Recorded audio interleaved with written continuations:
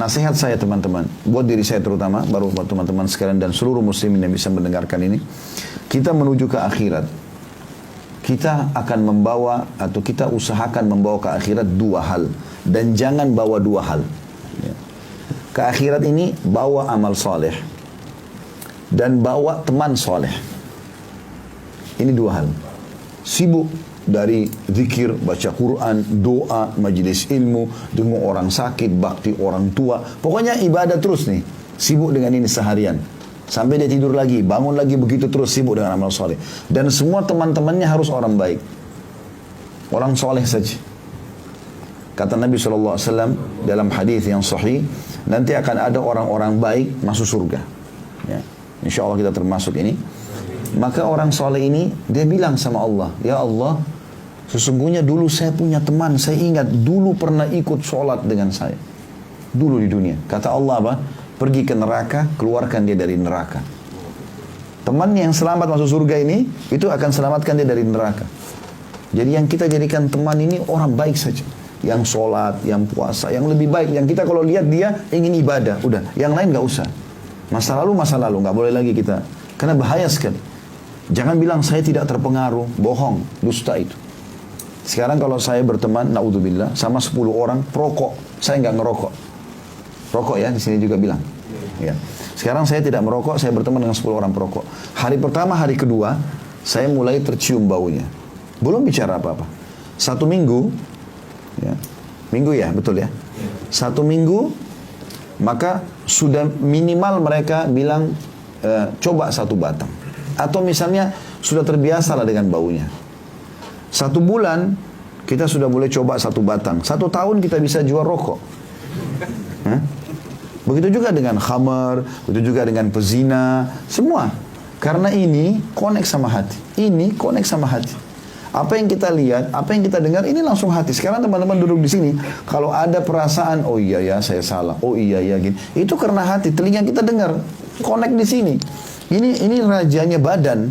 Kalau ini mengatakan lihat, enggak dengar gitu. Jadi ini terpengaruh. Makanya orang dulu di majelis ilmu terpengaruh, dia jadi lebih baik. Orang dulu di majelis buruk juga akan jadi buruk gitu kan. Kalau kita berteman, saya berteman dengan 10 orang penghafal Quran. Hari pertama, anggap saya bodoh, nggak bisa huruf hijaiyah pun. Misal hari pertama, hari kedua malu. Seminggu sudah mulai belajar huruf hijaiyah.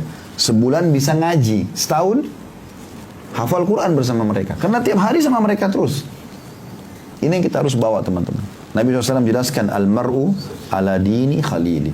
Seseorang sesuai dengan agama sahabat teman-temannya. Ini yang kita bawa. Amal soleh dan teman-teman baik. Udah. Dan kalau mau jadi orang baik, tidak boleh setengah-setengah. Hijrah itu langsung. Tidak usah terpengaruh dengan lisan orang. Kamu alim ya? Kamu berubah ya? Iya. Jawab iya. Ini lidahnya orang ini sepanjang ini saja.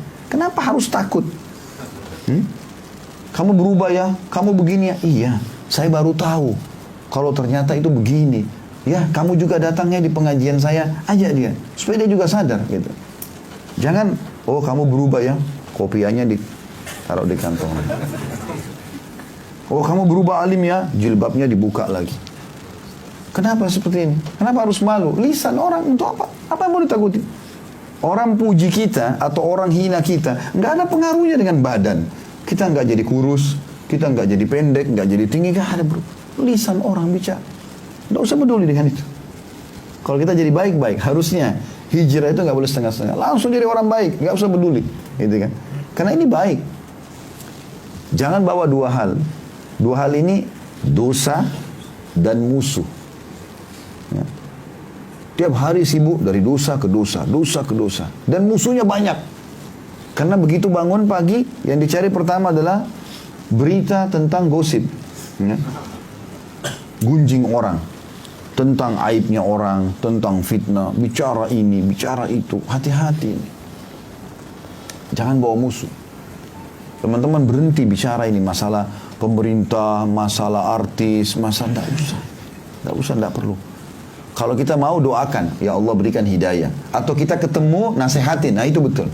Tapi kalau kita ngomong di belakang susah. Kalau dia benar, kita salah, bagaimana caranya minta maaf coba? Bisa ketemu nggak? Maafin saya, Jangankan begitu, di satu majelis, naudzubillah, misal ada satu majelis satu lembaga ya, kita berteman sama orang lalu kita punya masalah. Misal ada dua orang berseteru ribut nih. Dia satu lembaga, satu pengajian ribut. Untuk minta maaf saja belum tentu dimaafkan. Itu sudah sama-sama jalan. Bagaimana kalau orang tidak dikenal ini? Kan jadi masalah ini. Makanya jangan bawa musuh teman-teman. Berhenti, cut dari sekarang, nggak boleh lagi. Kan bahaya sekali itu. Ya.